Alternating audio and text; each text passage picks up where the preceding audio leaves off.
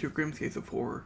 My name is Grim, this is your new haven for all things horror movie related, and today I'm going to be reviewing my editor's favorite movies, and my editor is also my best friend, Issa, and so and her birthday is next week, it's a week from now, it's Wednesday, May 7th, and her birthday is on the 14th, so I'm going to be ranking like her favorite movies. So, for more context, a couple months ago, I think it was in March, I texted her randomly and asked her what her favorite horror movies are of all time, and she took a minute to give me them, but she couldn't give me them in order. Like she couldn't because they're her favorite. So she gave me like 10, and then she gave me two more. Like she switched some out that she thought of later. So I have 12 movies in total that I'm going to be ranking. She also said TV shows too, but I mean, those are a little bit too much. Like, she suggested like The Haunting of Bly Manor, The Haunting of Hill House, the Mike Flanagan shows. She, I think she said The Chilling Adventures of Sabrina, which I haven't seen yet, but I don't know. Maybe I'll get around to watching those at some point. I most likely will, but for now, I'm just sticking with the 12 movies that she gave me. So without further ado, let's get into it. And I'm just going to start by saying all these movies, I have to say, aren't bad because they're all ass. I'm kidding. Oh, she's going to kill me for saying that. But, but no, I do like each of these movies. I think the lowest ranking I gave any of them is a B+. So all of them are like higher than a B+. So without further ado, let's get into this. And I just want to say happy birthday, Issa. I hope you have a great day, and this is going up on her birthday. Like, I'm going to be editing this, so she has no idea that I'm making this, because it's kind of like a birthday present, like, for her, kind of. So, without further ado, let's get into it. And coming in 12th place, we have Fear Street Part 2, 1978. Now, she's a big fan of the Fear Street movies. I'm not as big on them as she is, but she picked this one in particular, Fear Street Part 2, 1978. The film is framed by the events of the first part, 1994, where Dina and Josh seeks answers from C. Berman, the sole survivor of the Camp Nightwing massacre. As she recounts the events of 1978, we are transported to a summer camp setting that quickly descends into chaos. At Camp Nightwing, Ziggy Berman, played by Sadie Sink, is a rebellious Shadysider who clashes with the privileged Sunnyvalers, particularly Sheila. Meanwhile, her older sister Cindy tries to distance herself from Shadyside's reputation, believing that hard work and responsibility can break the cycle of misfortune. Because Shadyside has like a whole history of bad luck. However, their summer takes a dark turn when Nurse Lane, the mother of previous Shadyside killer Ruby Lane, attacks Cindy's boyfriend Tommy, claiming he will die that night. And soon after, Tommy succumbs to Sarah Fear's curse, transforming into a relentless killer. And as the massacre unfolds, Cindy and her former friend Alice uncover the truth about Sarah Fear's curse beneath the campgrounds, finding the witch's mark and a list of past killers. Yeah, so this movie is basically inspired by the Friday the 13th movies, Sleepaway Camp, like the camp slasher summer type of movies. And the first part, I believe, was inspired by Scream and Halloween, and then the third part, the 1666 one, is inspired by like Sleepy Hollow, The Witch, those types of movies.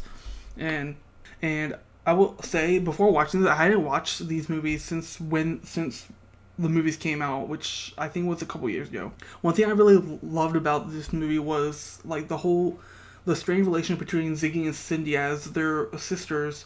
And their strained relationship reflects the broader theme of resilience.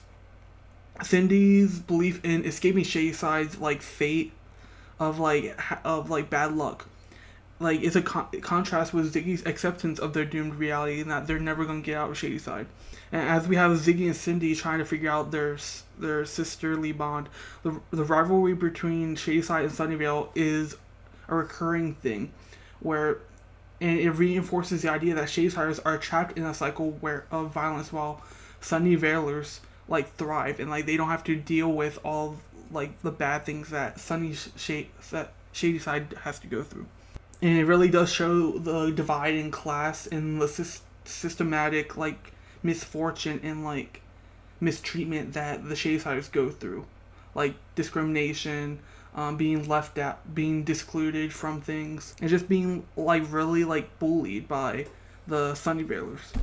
And then this movie also expands more on the mythology of Fear Street with the Curse of Sarah Fear, showing how the curse manipulates individuals into becoming killers while Sunnyvale remains untouched somehow. And like I think the one thing that really makes this movie what it is the summer camp setting, the brutal kills, and like the mass murder that pays homage to classic slashers like Friday the 13th, and it gives this nostalgia factor to it.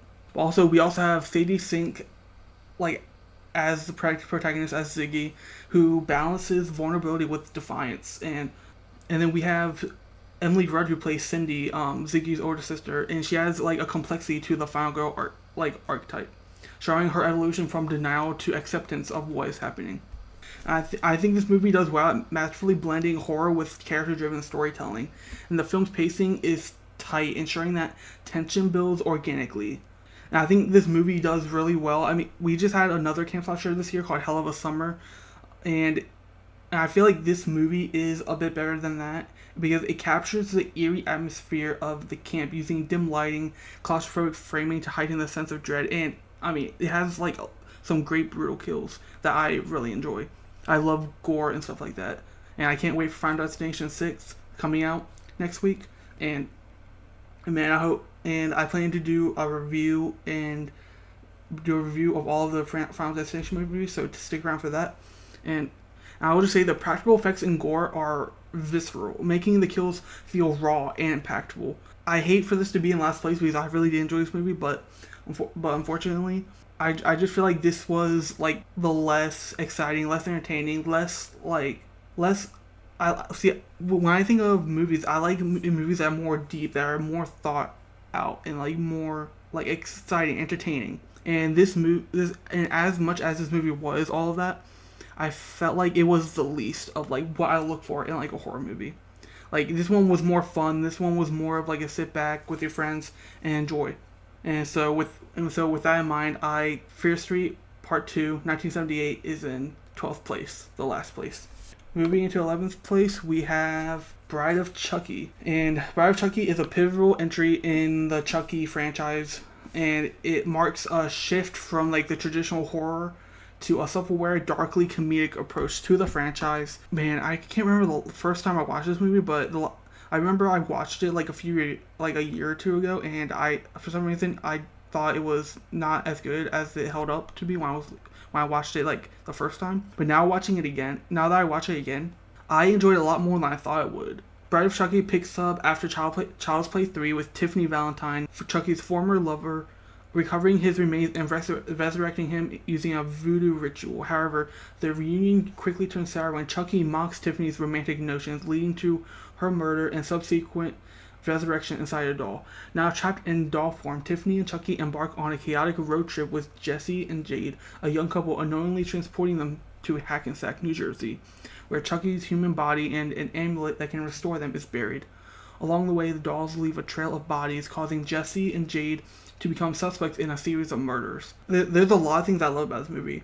First, this film like embraces like meta humor, and a lot of the movies that Issa picked for her favorite are a lot of like meta humor, meta horror type of movies. And this one pokes fun at slasher tropes in its own franchise history, and it acknowledges the absurdity of killer dolls while still delivering gruesome kills and being more on like the silly side of the franchise. But I think Chucky and Tiffany's toxic relationship is what adds a unique dynamic, because they are like that horror like trope of a couple, blending horror with dysfunctional love. And their interactions parody like the classic horror romances in like Bride of Frankenstein. Like it's called Bride of Chucky. It's like basically parodying kind of like the Bride of Frankenstein. And I will admit right now, I haven't seen Bride of Frankenstein. I still have to watch the classic Universal Monster movies, which I want to get into at some point. But like the whole thing about how Tiffany cooked for Chucky, and so the least he could do is do the dishes for her, but he thinks she should do both since she's a woman, and like just stuff like that. I feel like this even with this movie being a parody and like poking fun at slasher tropes, it also has some great social commentary and like critiques like important issues in society and like the conventional like general like standards for like women and like romance. And this movie does well at mixing like the genre elements of like horror comedy and also like road trip movies, making it like distinct from like the other movies in the franchise. Like the slasher elements remain, but they're infused in like in campy humor, which I think this movie does balance it better than other movies. Like Sea of Chucky, I think is like is too campy for me and too cheesy and too silly. And then like with like the latest seasons of the Chucky's TV show, like particularly season 2 and 3, I thought they went too like silly for my for my liking. And then throughout the movie, we see both Chucky and Tiffany struggle with their doll forms, reflecting themes of identity and change. Tiffany, in particular, undergoes like a character arc that challenges her initial devotion to Chucky. Because at the beginning, she's all devoted to Chucky and everything, but by the end, she's able to see like the red flags in Chucky and like how he's not good for her and how he's manipulative, he's abusive, and I think that is a really important like example and representation of like a toxic relationship where they're madly in love and he like makes her think that she's madly in love, but even though she might be like he's still bad for her. And so what does she do? She breaks up with him, kills him. I mean, the two people who really stick out for me in this movie are Jennifer Tilly. Her I think she's like the main star. Like she delivers a standout performance as Tiffany, balancing the campy humor with genuine menace. And man, I mean, she looks phenomenal in this movie. I'll just say that. And then both like her voice work, like with Brad Dourif's iconic voice of Chucky, it just makes them both really endearing and also terrifying. And then like Chucky on his own, like he delivers like sharp, sarcastic dialogue that just really does enhance the film's comedic tone while also giving those horrorish and like grotesque kills. But then we also have like the other like subplot of Jesse and Jade, this young couple that are like they kind of do like a Romeo and Juliet type of romance thing where they try to run away and run away on the road because like Jade's dad doesn't approve of Jesse, and so the way that Chucky and Tiffany use this couple to get to Hackensack and like basically like frames them for like the kills that they make, it just all is so well done. And I really did enjoy this movie. But again, I feel like there's way more movies that Issa has picked out, and so this movie is just in 11th place. Once I get to those movies, I hope y'all understand why I did this ranking. But let me know what you think about this movie down below. How would you rank these movies from worst to best, or best to worst, whichever? And because I'd like to hear your thoughts. And Issa, if you're watching this video, which you probably will be, if you can rank these, please let me know down below. I'll also pin the comment in the comments, so if anyone is curious of what Issa's like ranking of these movies are, I'll pin it in the comments. So moving on from 11th place, Bride of Chucky, we're going on to 10th place, and that is Jennifer's Body. And it hurt to put this so low because I was someone Issa told me about this movie like before I watched it, because I made a video on it last year, I believe, and I watched it and we talked about it, and she was so happy that I watched it. And at first I thought this movie was like a B- or like a C+. Like I thought it was mid. But then I watched it again and again. I watched it like 2 other times. I was like, this movie is so rewatchable. And it's like each time I watched it, it just became more enjoyable. Especially with like all the undertones that it had and like how like deep it was. So now it's up to a B+. And so if you haven't heard about Jennifer's Body, let me tell you about it. Jennifer's Body follows Jennifer Check, a high school cheerleader in the small town of Devil's Kettle, Minnesota, who becomes demonically possessed after a botched sacrifice by an independent rock band, Low Shoulder. And the film is framed through the perspective of her best friend, Needy, who narrates the events from a mental institution. And the story begins with Jennifer and Needy attending a concert at a bar where a fire breaks out, killing several people, and Jennifer leaves with the band, who secretly perform a satanic ritual on her, believing she is a virgin, but she's not. And so because she is not, the ritual goes wrong and she becomes possessed by a demonic entity. And so when Jennifer returns to Needy's house that night, she acts strange, basically transforming into this demon. The next day, Jennifer is still acting strange, and she begins feeding on male classmates, seducing them before brutally killing them to sustain her supernatural strength and beauty. Because if she doesn't feed, then she starts to look pale and like not like pretty, but it's Megan Fox, so she always looks pretty. This film really does explore the toxic yet deeply connected relationship between Jennifer and Needy, highlighting like the themes of jealousy, control, and empowerment, because Needy looks up to Jennifer. Like, Jennifer is the cool girl, the popular girl, and then Needy is nerdy, and so like you can see there's like kind of like a power imbalance between the two, where Jennifer's dominance over Needy shifts when Needy gains the strength to fight back against Jennifer's like control over her. But then we also see parts where it's almost like Jennifer like really cares about Needy, and like whenever Needy shows interest in someone, Jennifer goes after them and kills them, basically. And we see that with like a few, like Kyle Gallner's character, forgot his name, for Colin, I think it is Colin, and then Needy's boyfriend. And so there's a lot of undertones to this movie, and I talked about this in my video that I made about Jennifer's body, but like a lot of undertones like that hint to Jennifer and Needy like actually having a crush on each other, and that's what I've been told, and that's what I kind of like got when I watched the movie. And so I asked my friend Issa, then she's like, yeah, that's like basically like the vibe and like the tones that a lot of people say that are in this movie. I'm like, that's really interesting, especially since this movie, like the trailer for this movie, it was marketed towards men, but if you watch the movie, it's really like the opposite. And like it makes an example out of like how toxic men can be, and like the sexualization that women go to. Like, Jennifer's transformation into the succubus serves as like a metaphor for the way women are objectified and are underestimated, turning that exploitation into like a source of power for her, and like being able to control. And like the film just critiques how society views female sexuality, particularly through like Jennifer's interactions with men, and like through all that we see that Jennifer is almost like jealous of Needy, but then like she kind of like diffuses that, and it's like no, that's not it at all.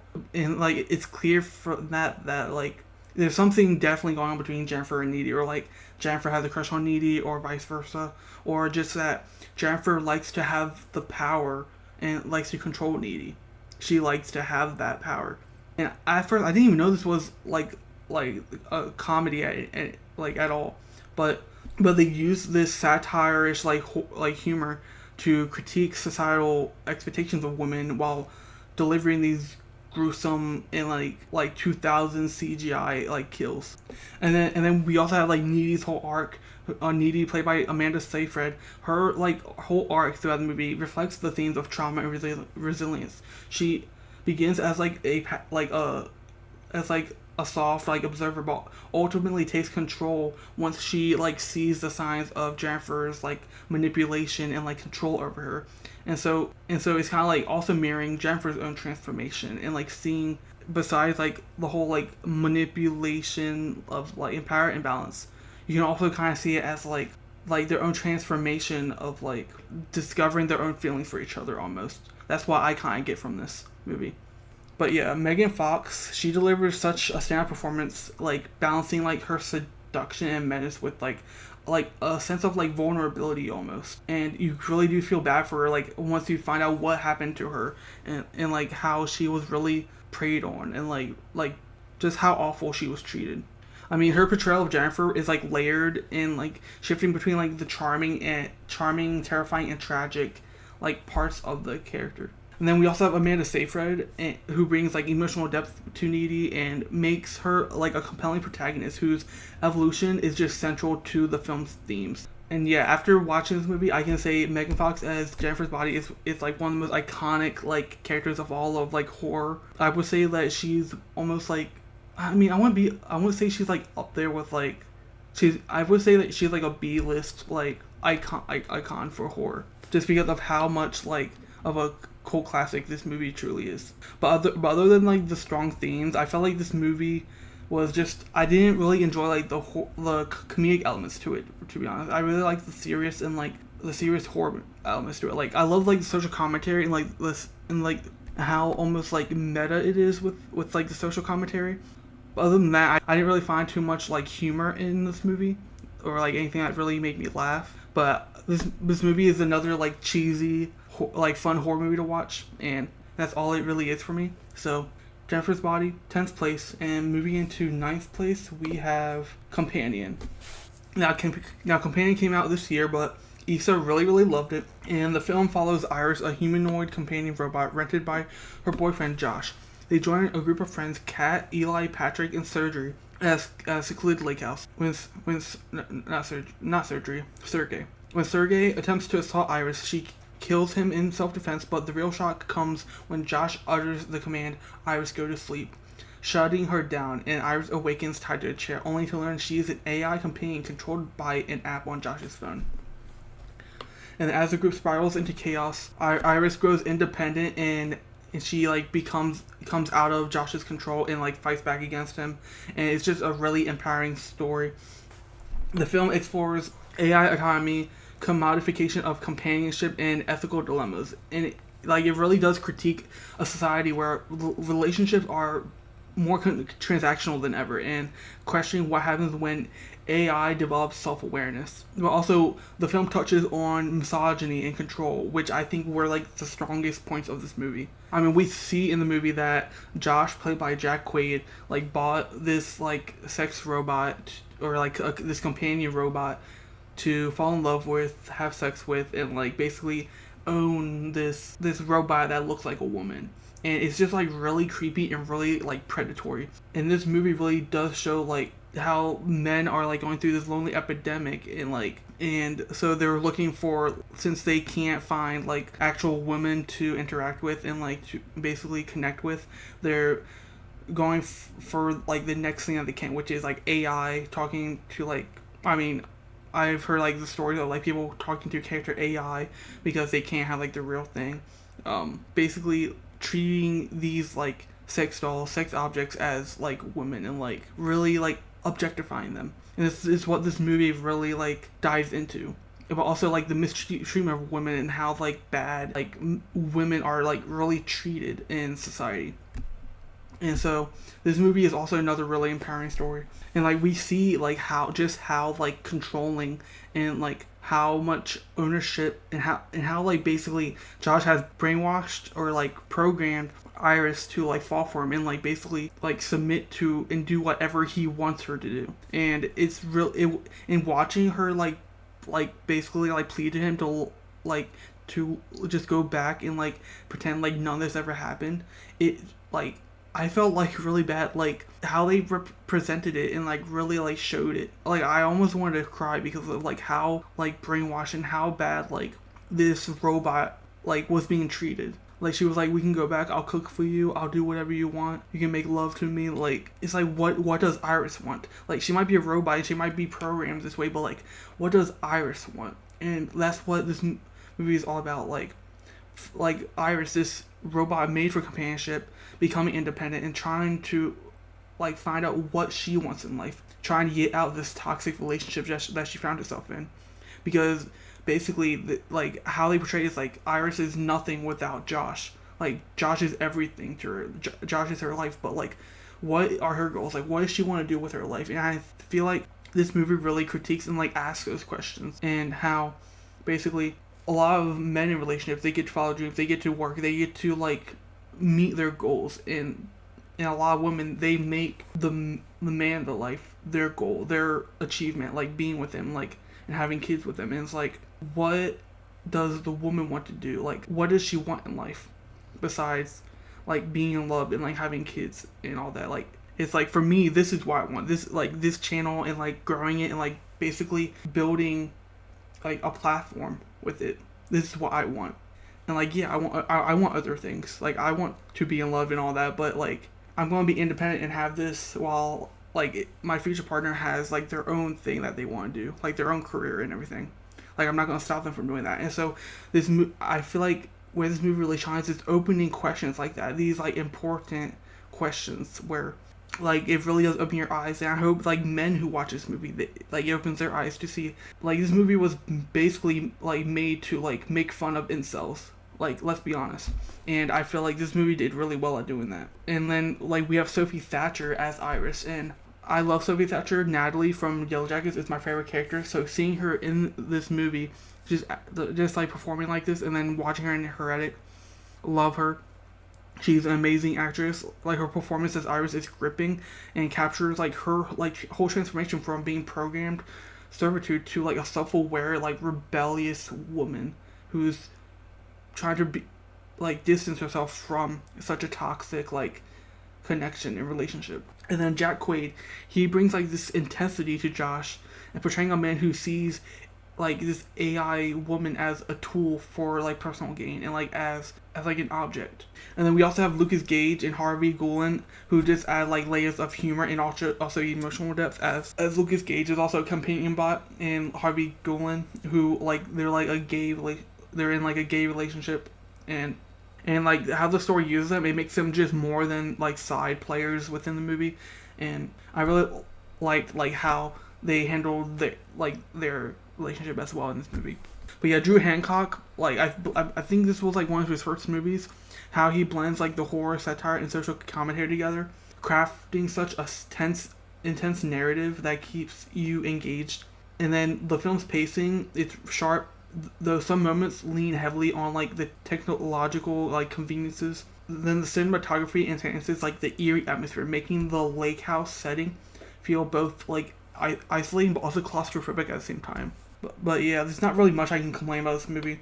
There's better movies in this, like, selection that I enjoy better. So with that being said, Companion goes in 9th place.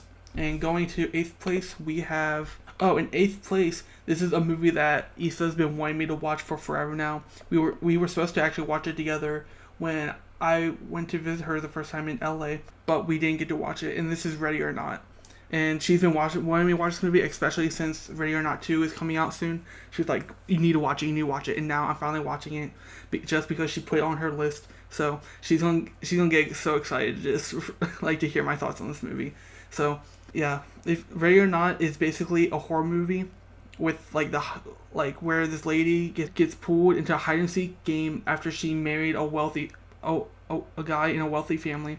So Grace, played by Samara Weaving, is marrying Alex Lidomas, the estranged son of the wealthy family who made their fortune in the gaming industry, like board games, not like video games. And the wedding seems normal at first, but after the ceremony, Alex informs Grace that she must participate in a family tradition, which is like a game. Drawing a card from a mysterious puzzle box to determine the game she will play, she pulls hide and seek, which turns out to be a deadly hunt where the family must kill her before dawn to appease their supernatural benefactor, LaBelle. As night unfolds, Grace realizes the horrifying truth and fights for survival. And in this movie, it really opens up, like, has the themes of like, class privilege and corruption, as the lead Domas family represents the elite and, like, really wealthy capitalist willing to commit atrocities to maintain their wealth and status. That is because there's, like, this whole lore about how their empire was built off of, like, this ritual or, like, this demon, and so whenever someone gets married into the family, they have to do this ritual and, like, play a game, and if they don't, then they'll all, like, explode and die. And their blind adherence to tradition reflects how powerful families justify their actions under the guise of legacy. And so because if they feel like if they break this curse, it's going to ruin everything. If they break this tradition, like, they're going to lose everything. They're going to die. Like, something bad's going to happen. And so they use that as a way to justify the actions and, like, make them think that they have to. And we see as, like, Grace starts as an outsider to this family. Like, she's never met this family before. She's only met her husband, her fiance. And so she's really eager to be accepted by, like, his family, but quickly she becomes a warrior as she's, like, shedding her innocence and embracing her will to live and, like, fighting her, like, new family, like, to survive. And at first, Alex, her fiance, like, doesn't want to help her at all, but then he's like, okay, let me help you, blah blah blah. And the film, I love this movie. It was made by Radio Silence, who did Scream 5 and 6. I love all their movies. And this film really mocks the absurdity of like of wealthy traditions, turning a horrifying premise into like a twisted comedy almost. And like I found myself laughing a lot throughout this movie because of like those comedic like tropes, or not tropes, those like the comedic moments that are in this movie, like which I didn't think like would happen. I thought this movie, like for the most part, is serious, but then there's like these moments of like these surprising comedic moments, which I just ate up. Like I laughed a lot more than I thought I would in this movie. And then we see as the sons, Alex and Daniel, struggle with their roles in the family, question whether blood ties should outweigh personal ethics. And we see as like, and like I think it's like the intro to the movie, how when Alex and Daniel were younger, like they helped in these like hunts, and like and basically like and like they regretted it ever since. And so they question whether if blood means more than like their personal ethics and morals, which to me, I think personal morals and ethics are like more important than like blood ties. But man, I haven't. The only movies I've really seen Samara weaving in are like the Babysitter movies on Netflix, and then Scream 6. That's it, in that opening. And man, now I see why everyone is raving about Samara Weaving in this movie. Like, she delivers a career-defining performance. Like, the way that she balances terror, resilience, and like the dark humor that she has. And like her lungs, like when she's like how she screams, and like her physicality and emotional range, like throughout this whole movie, make Grace's journey compelling. And she's probably one of my top like final girls of all time. Like after watching this movie, like I was really surprised. Adam Brody plays Daniel, the more conflicted brother, and adds a lot of depth to like the narrative with his cynical yet sympathetic portrayal. But then a lot of like the family adds like a lot of like humor to the movie, like really that like satire like humor that I really enjoy, like making fun of rich wealthy like people. It's like you don't really care about any of the other characters. You only really care about like maybe like the fiance and his brother and Grace. That's about it. And everyone else you're basically rooting to die or like something bad happened to them. And when it does happen, it's like really satisfying.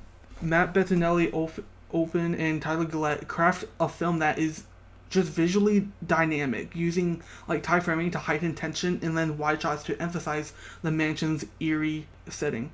I mean, the production design of like the estate that they're on is just richly detailed, and it just brings out a gothic horror aesthetic that I just love about this movie.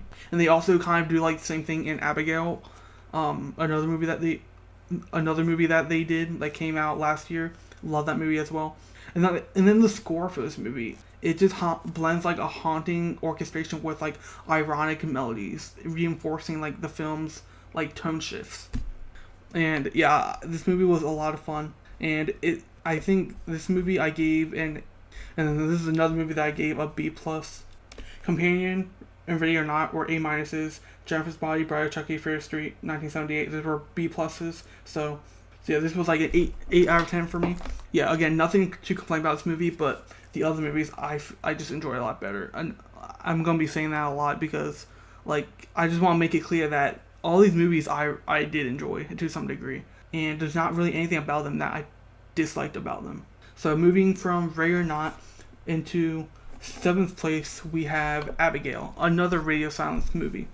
Abigail is a film that follows a group of criminals who kidnap the daughter of a wealthy man, Christoph Lazar, and they plan to hold her hostage in a secluded mansion and demand ransom. However, as the night unfolds, they realize Abigail is far from an ordinary child. She is a vampire. Dun dun dun. One by one, the kidnappers fall victim to her, leading to a desperate fight for survival. The story cleverly plays with hunter-prey dynamics, initially presenting Abigail as a helpless victim before flipping the power structure, and the criminals who thought they were in control become trapped in a deadly game orchestrated by Abigail. And the film builds tension through like the claustrophobic settings of the mansion and like being trapped in it, and forcing the characters into increasingly desperate situations. And man, in this movie we have such a big cast. I mean, Alicia Weir as Abigail delivers a chilling performance as the antagonist, balancing the innocence with menace.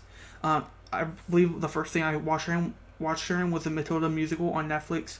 Loved her in that, and she like she was just as amazing in this movie. And then one of my favorite actresses of all time, Melissa Barrera. I first saw her in The Heights. My favorite movie of all time is In the Heights, and I mean her in Scream as well, as Sam Carpenter. Like one of my favorite like final girls of all time. Melissa, like she's like the most empathetic of the kidnappers, and she serves as like the protagonist and like the emotional anchor for this movie. Like her internal conflict, whether to protect Abigail or fear her, like adds so much depth to the story. And then we have like Dana Stevens as Frank, who like by the end turns into like the antagonist, and he portrays such a ruthless yet like charming criminal, but then adds tension to the group to the group dynamic. His whole transformation throughout the movie is just compelling. And then we also have Catherine Newton, Angus Cloud, who like the rest of the cast is just as amazing. But this movie really does talk on the themes of power and control, as the kidnappers believe they hold the power, but their arrogance and like blinds them to like the true danger, which is Abigail's ability to manipulate them, because she's a little girl, so they think that they have the upper hand on this little girl. But her ability to manipulate them highlights the illusion of control. And then there's also a lot of like subplots about like how Abigail's actions may stem from a desire to impress her father, Christophe Lazar, who is revealed to be a powerful crime lord, but also basically Dracula. This adds an emotional layer to her character, because she isn't just a monster, she's seeking approval by her father. And then we also have Joey, on the other hand, who we find out has a son, and like it's like a whole plot throughout the movie of her doing this gig to get money, and like basically, and she's also like a recovering addict, so she's trying to get back to her son, and like basically after this she's basically going to go back to her son and like basically like be with him. And so we see like both like two characters in the same situation but on different sides of the spectrum. And so they have like the best like connection, and just like the interactions between the two are just really heartwarming, really like emotional. And it gets to the point where the criminals must decide how far they are willing to go to survive. Whether like Frank and like the others, they discuss like killing Abigail, while Joey, on the other hand, is like, no, we're not killing her. Like, we need her alive, because if they if they don't kill her, then they probably have a chance of like doing like a fair trade, or like being let out alive. But it also shows like the moral dilemmas of each character, especially in like survival like situations like this. But this is also another like horror movie that blends genres together, mixing like the horror with crime thriller elements, and also like a comedic like tone to it. One of my favorite lines in this movie: "Those are fucking onions." Like that that line. That's probably like my favorite like line of like in a while. That's my favorite like iconic like horror movie line in a while. Like, just, "Those are fucking onions." Love that line. I will say, in the first act, it does take a bit for like the movie to catch up, but once the second act happens, like the action sequences are brutal yet so precise, and like they reinforce the horror thriller hybrid nature, making this movie action packed, entertaining, funny, and like the pacing after like the first act is fast, relentless, ensuring that the suspense never like fades. And then on top of that, Abigail is a ballerina, so like the ballet imagery, using Abigail's like graceful movements to contrast with the violence, makes her attacks feel almost like choreographed and like really like calculated and like detailed. I can't wait to see what else Radio Silence does, since they're not doing like Scream anymore, and I'm not going to like support like Scream, like the next Scream movie. Y'all shouldn't either. I can't wait to see what else they do next. Well, they're doing Ready or Not next, Ready or Not 2. So I'm looking forward to that. Abigail in 7th place, I believe.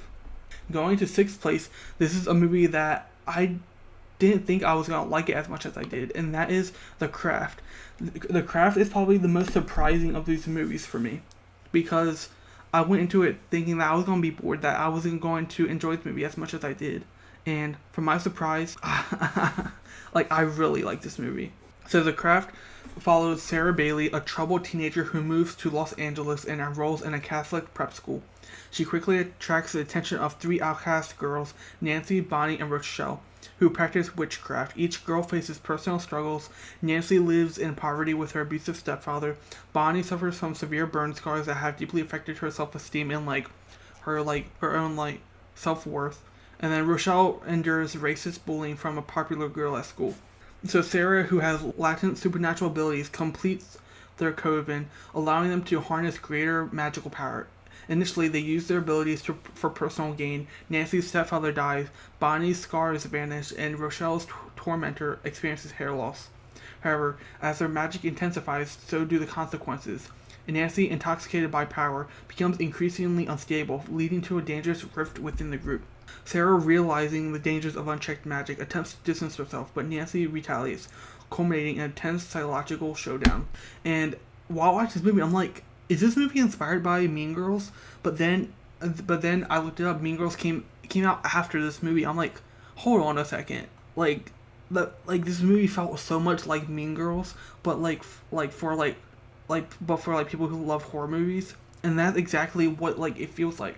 This movie touches on the themes of power and corruption, and explores how power can be seductive and but also destructive.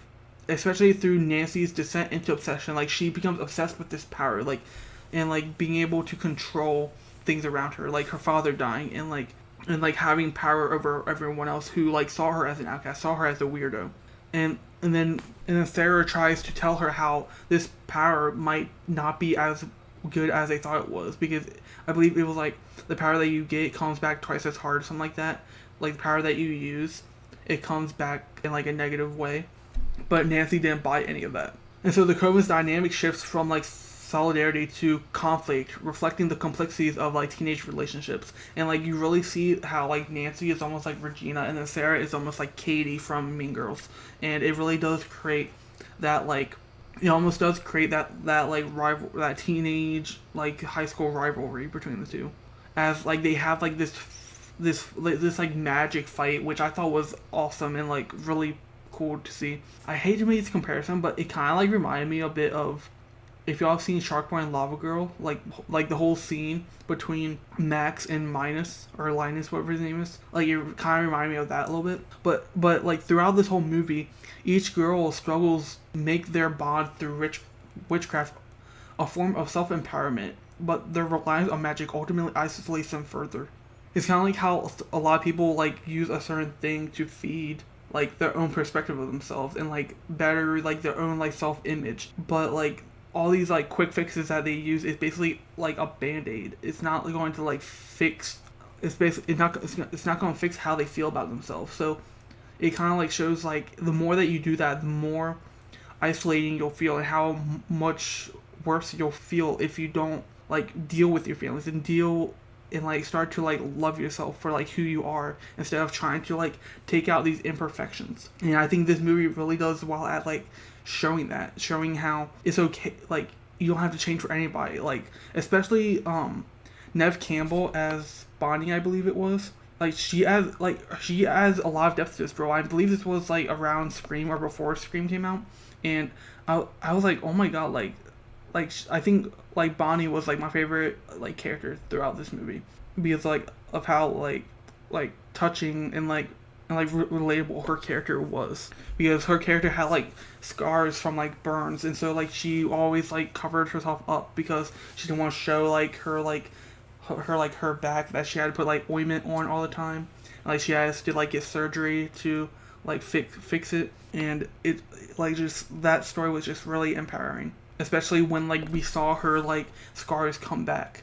And the story really questions whether supernatural abilities should be used for revenge or personal gain, highlighting the moral dilemmas of wielding this much power that they had. But yeah, Fairuza Balk as Nancy delivers such a powerhouse of a performance, another iconic character, embodying both the allure and danger of unchecked ambition. She becomes greedy and basically she becomes addicted to the power that she has. Her portrayal is just intense, unpredictable, and just deeply unsettling. But you also have this sympathy for her because of what she's been through. And then we have Robin Tunney as Sarah, who serves as like the emotional anchor of the movie, portraying a character torn between her temptation but also her morality. And then when she switches to like focusing on her morals and being like, okay, what we're doing isn't right, like none, like the other girls cast her out and like use the magic against her when she had the powers to begin with. But then Andrew Fleming, who directs the movie, his balance between horror and like the teen drama creates an eerie yet relatable atmosphere. And the film's visual style, particularly its use of shadows and supernatural effects, enhances the tension throughout the movie. The pacing keeps the narrative engaging, building suspense as the Coven's power grows. And the film also benefits from a moody, gothic aesthetic that complements its themes of rebellion and mysticism. And if you haven't watched this movie, I really recommend y'all checking out The Craft. Like I was really surprised by how much I really like enjoyed this movie and how much it really like touched me and like I felt like connected to it almost. The Craft in 6th place. Moving on to 5th place. What is 5th place? Oh boy, we have Fresh. Man. Okay. So the film follows Noah, a young woman exhausted by the bleak world of modern dating. After a disastrous online date, she unexpectedly meets Steve, played by Sebastian Stan, in a grocery store. His charm and old school approach to romance seems like a breath of fresh air. See what I did there? Leading Noah to quickly fall for him. However, when Steve invites her on a secluded getaway, she discovers his horrifying secret. He is a high-end butcher of human flesh, selling parts of his victims to wealthy clients. And then the film takes a turn into horror as Noah is drugged and is imprisoned in Steve's luxurious yet sinister home. And she soon realizes she is not his only captive. Other women have suffered the same fate. Using wit and deception, Noah plays into Steve's affections, pretending to reciprocate his twisted desires in order to gain his trust. This movie has the themes of modern dating and predatory behavior.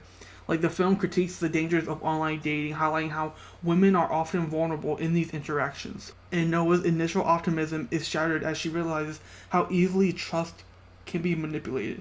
This movie like made me realize why I would never like online date. Like, I'm not someone who like online dates like that, like with like the apps or anything. And this movie kind of like made me not want to do it even more because of how much this movie like shows like the dangers of it and how like just like that off of one connection with a charming guy, it can just turn like deadly. And like especially if you feel so connected, how trusting you can be. And so like it really makes you think like you need to have like your barriers. You have to be like skeptical of like yeah, this guy looks nice, he looks like a nice guy, but like is there anything like wrong with him? Like just because they look nice, they look good, and everything doesn't mean like they are. And this movie really like shows you that. And then the whole horror of cannibalism serves as like almost like a metaphor for the way women are commodified and consumed both literally and figuratively, as Steve's clients treat human flesh as like a luxury item, mirroring real world exploitation of women. I believe Issa has said this too, but like there's this whole thing about how she said like this would have been more empowering if Noah was played by was a plus size woman. And after she explained to me, that would have made this movie so much more deep and so much more emotional, and like that would have been so amazing if they could have done that. But that was just something I wanted to point out because she pointed it out, and I'm like that would have been brilliant for this movie to make Noah plus size, and how deep that story would have went, the tones, the themes. That would have been so deep, and so it would have touched a lot of people. And I'll say this now, I feel like there's not enough plus size representation in horror, and I feel like we need to change that, especially since Mike Flanagan's new Carrie TV show casted such a skinny woman when in the book the Carrie is plus sized. That's the whole point of the pig blood being poured on her, because she's a plus size woman and she's seen as a pig basically. And so I feel like there needs to be more plus size representation in horror, in movies in general, and not just make them like the butt end of a fat joke. because that's what usually happens. So, like, I'm with that, and I'm saying that right now. We need more plus size representation in horror, especially in horror that's supposed to be directed and be so meaningful towards people who are plus size. Anyway, let's get back to that. I just had that on my mind, so I had to say something about it. But yeah, this is just another movie that shows how really objectified and how men like to consume women for their like personal gain, their personal use, whether it is sexually or in this situation. And then Noah's journey is one of resilience as she learns to manipulate Steve's desires to gain the upper hand on him. So instead of being, well, she's still the victim, but she's able to use Steve's like manipulative ways against him and gain the upper hand. Like, in her ability to adapt and deceive Steve becomes her greatest weapon of all time. Basically using his own weapon against him. But yeah, Sebastian Stan, he's one of the greatest actors right now. He delivers a chilling yet charming performance, balancing his charm with menace. His portrayal of Steve is unsettling, but because of how effortlessly he is able to switch between Steve and his other identity. I forgot what it is. Brad, I think it is.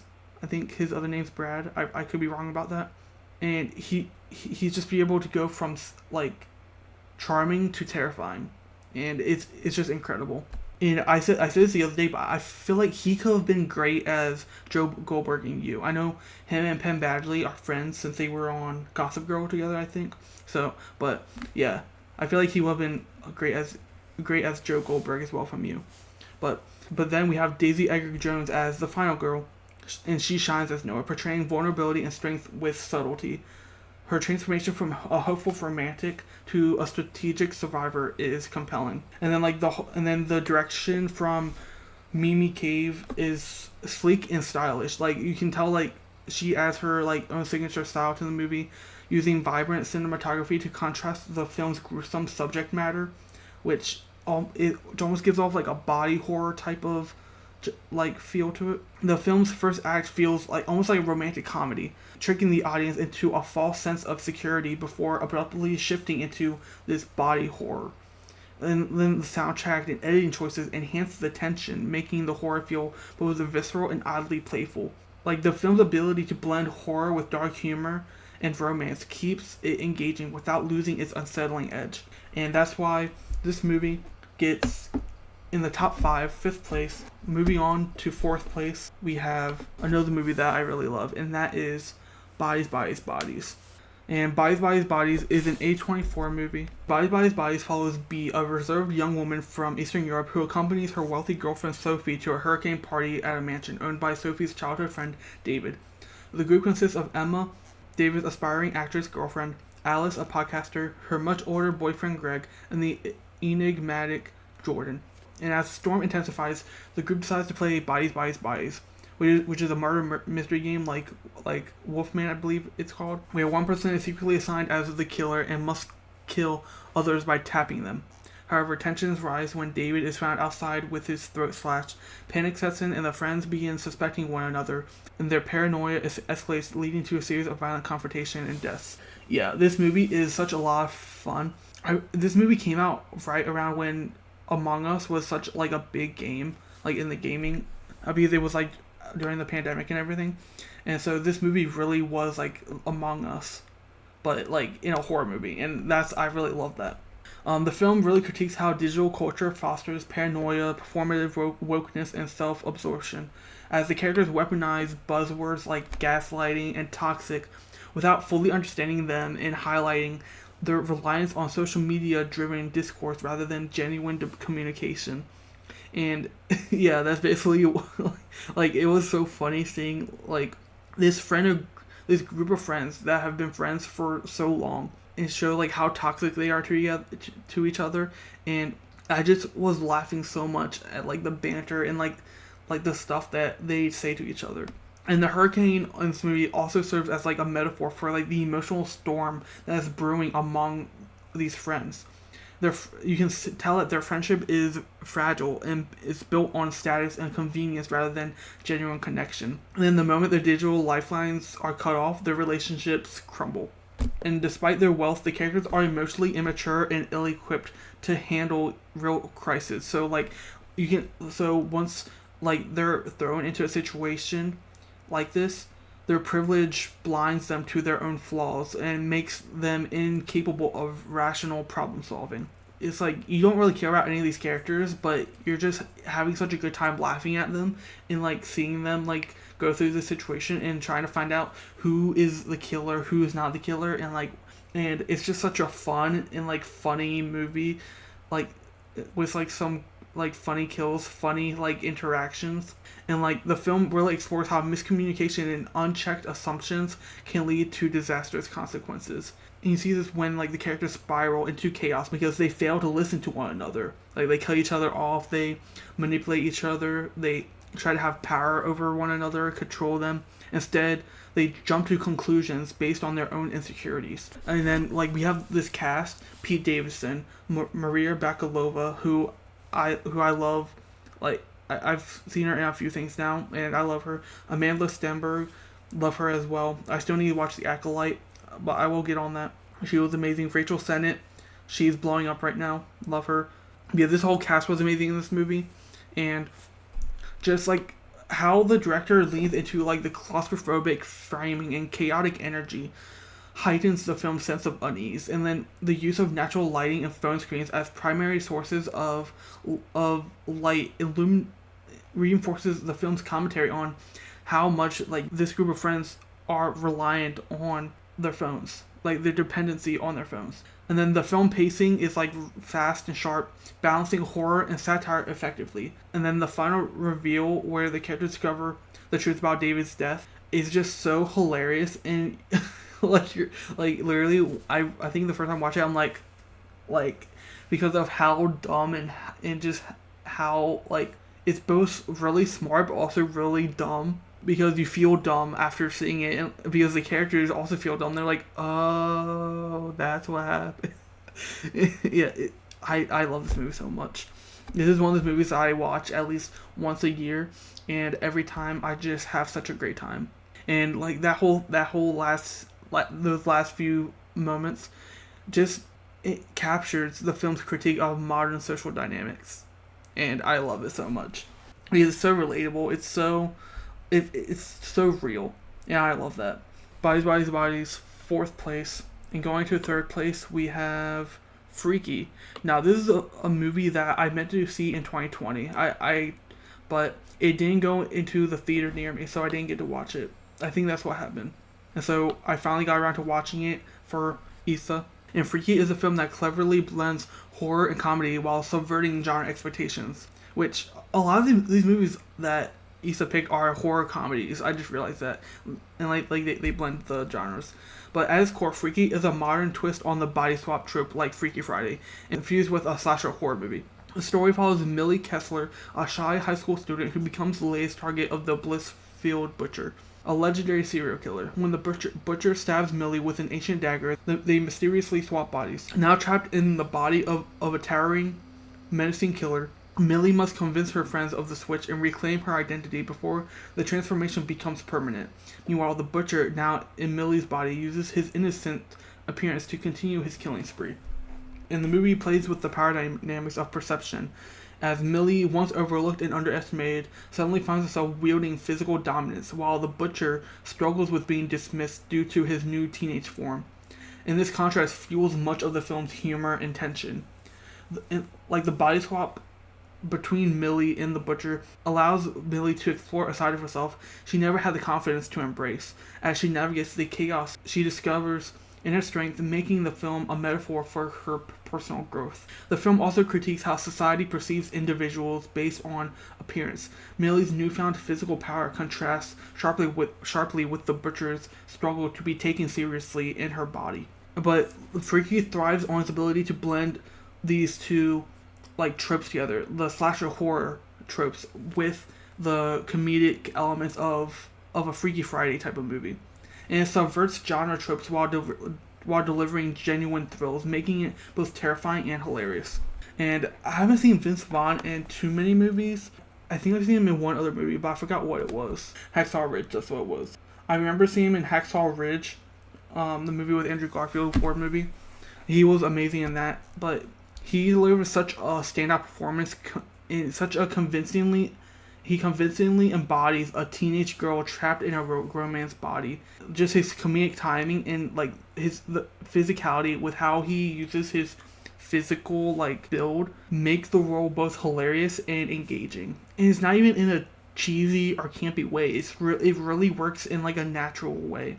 I was really surprised by how Vince Vaughn was able to like almost like trick my mind to believing that a teenage girl was trapped in his body. Like like that was so hilarious to me. And then also Katherine Newton as both the timid Millie and also her sinister counterpart as Vince Vaughn's the Butcher like goes into her body.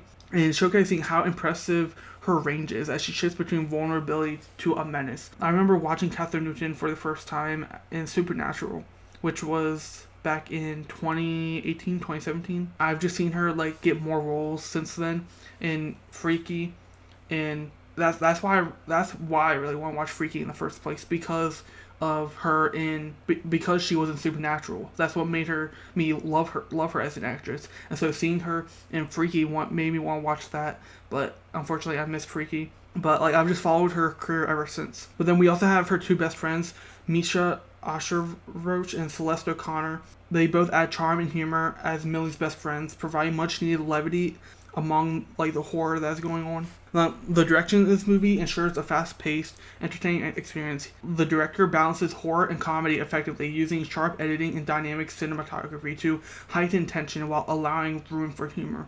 The film's kills are creative and gruesome, staying true to slasher traditions while injecting fresh energy into the genre. But that being said, Freaky is in third place, and yeah, I really like this movie. I really enjoyed it. Even though the director of this movie is an asshole, a coward. I'm not going to get into that, but I like this movie. I don't like the director, but I will say this movie, it was a great movie. I have to give credit where credit's due. But yeah, I will not support his movie or any of his movies going further. I will state that. Along with like any other problematic directors, I'm not going to support their movies. I'll watch them in a way that doesn't support them, if you get what I'm saying. Moving into second place, we have Late Night with the Devil. And I've talked about this movie a few times now on this channel. And Late Night with the Devil is a movie that came out last year. It was my favorite movie of 2024. And the film takes place on Halloween night 1977 during a live broadcast of Night Owls hosted by Jack Delroy, played by David Dastmalchian. Delroy, desperate to boost his failing ratings, has assembled a panel of guests for a special episode centered around the supernatural. Among them are Chris Dew, a psychic medium whose act quickly spirals into chaos when he seemingly makes contact with a dark entity, Carmichael Haig, a skeptic who is there to debunk the supernatural claims, Dr. June Ross Mitchell, a parapsychologist promoting her book Conversations with the Devil, and then Lily, a young girl who is the sole survivor of a demon-worshipping cult and is allegedly possessed. As the night unfolds, eerie occurrences escalate. This movie explores several layered themes. And the first one is Jack Delroy's rise to fame is subtly linked to a demonic pact. His wife Madeline inexplicably contracts a terminal cancer, hinting that her illness was part of the price for his success, basically selling his soul to the devil, and the price was his wife. And the film suggests that Delroy's involvement with a secretive group known as the Grove led to his encounter with the demon.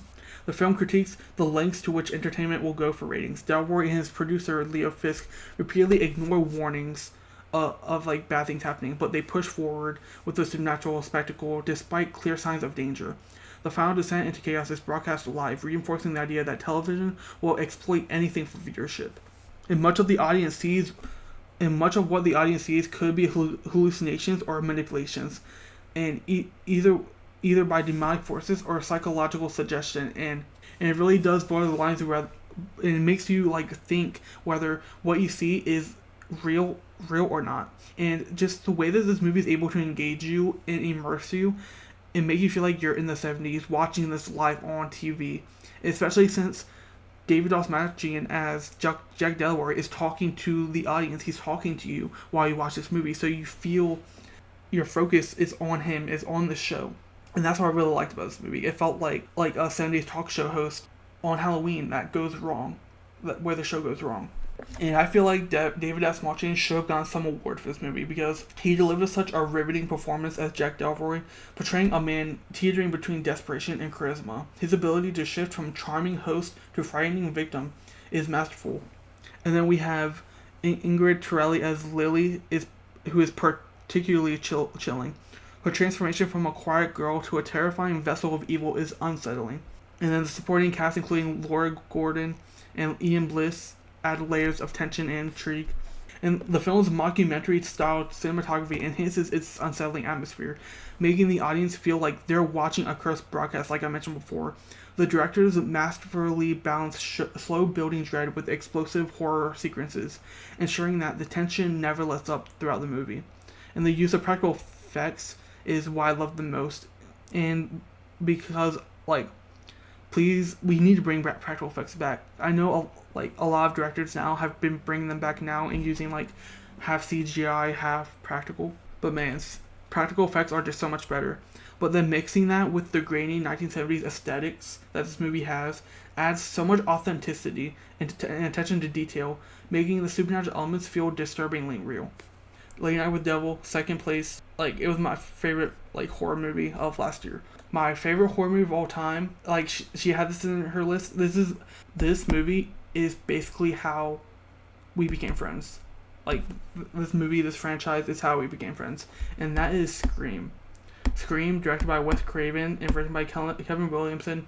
Scream is my favorite horror movie of all time. It always will be. It is a landmark horror film that revitalized the slasher genre with its meta-narrative and self-aware approach. The film follows Sidney Prescott. If you've lived under a rock for the past many years, if you don't know Scream, you go watch it right now. You need to watch this movie if you are a horror fan. If you haven't, you need to watch it. But the first Scream is deeply rooted in meta horror, critiquing the rigid rules of the genre while simultaneously embracing them. The film acknowledges and subverts slasher tropes, making the audience question their expectations. This was the first horror movie, I believe, that subverts slasher tropes and makes the audience question their expectations. I could be wrong about that, but I believe this was the first that really bended genres together for horror. And then we have Gail Weathers, played by Courtney Cox, who is the ambitious reporter and represents sensationalism of crime reporting and the public's modern fascination with violence. We also have Sydney's struggle against the horror narrative mirrors the universal fight for self-definition as she fights for identity and control of this whole narrative against her and her mother. But then this movie also critiques teenage recklessness and the sensitization to violence, as we see Billy Loomis is obsessed with horror movies as well as Randy and Stu. Well, Randy's not a killer, but this movie really shows how much violence is shown in movies and stuff, and how it really makes some people desensitized to the violence. But then there's that whole line of movies don't create psychos, they make psychos more creative. They were already psychos to begin with, and they just kind of added fuel to the fire, I guess. I have to give credit where credit's due. Neve Campbell, such a standout performance as Sydney, one of the most iconic final girls of all time. Even before I watched Scream, the first time I watched Scream was before I watched Scream 5. I watched all of the movies, and actually the one person who really got me to watch Scream is Melissa Barrera. I've mentioned this before. If I hadn't seen Melissa Barrera in The Heights, I probably wouldn't have watched Scream as soon as I did. But I watched all the Scream movies because I saw that Jenna Ortega and Melissa Barrera were going to be in Scream, and that's why I went to go see it. And so if it hadn't been for me hearing that Jenna Ortega and Melissa Barrera were going to be in Scream 5, I wouldn't have went to go see it. I remember before that, I dressed up as Ghostface one year. My dad got the costume from some flea market or thrift store or something like that. So I wore that one year, not even knowing about the movies or anything. And I just remember hearing Sydney this, Sydney that, blah, blah, blah. I had no idea who Sydney was. I was more of a Halloween and Friday the 13th type of person when I was younger.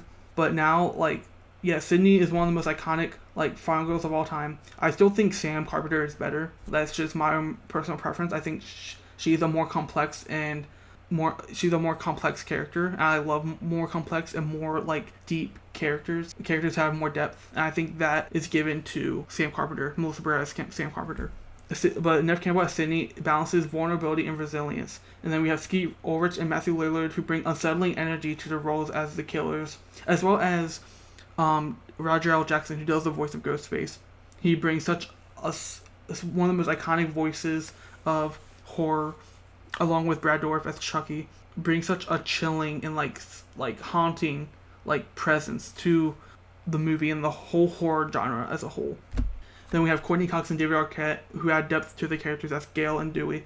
The ensemble cast enhances the film's tension and humor, along with my favorite character in the whole movie, Randy Meeks, played by Jamie Kennedy. Yeah, I just love Randy Meeks so much.